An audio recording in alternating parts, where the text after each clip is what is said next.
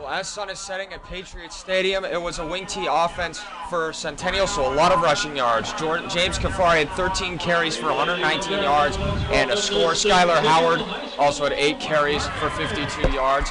Not a single completion in the first half with the Centennial offense, only 5 first downs. And a bulk of the yards came from the Bishop Kelly Knights. Ben Avella had 8 completions on 10 pass attempts for 207 yards and 3 touchdowns.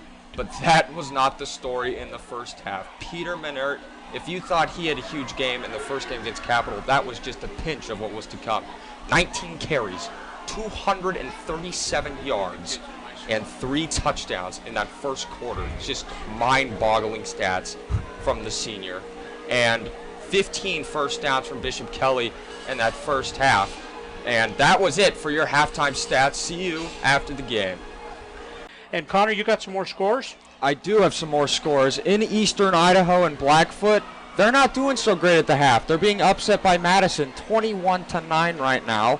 Coeur d'Alene and Sandpoint just got underway, 15th and 16th in the country respectively.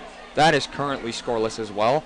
Burley and Valley View, still no points. How much is the game? How far along on the game is that? That's still in the first quarter, I think starting the second quarter. Both teams will play Bishop Kelly later.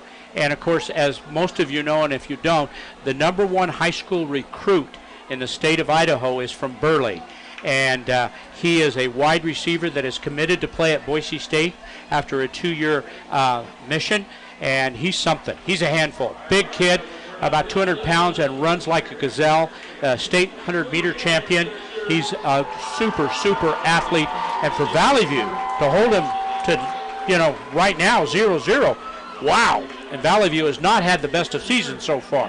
What else is going on tonight, Connor? So Twin Falls and Idaho Falls have gone to the half. That is still 21-7 in favor of Twin Falls.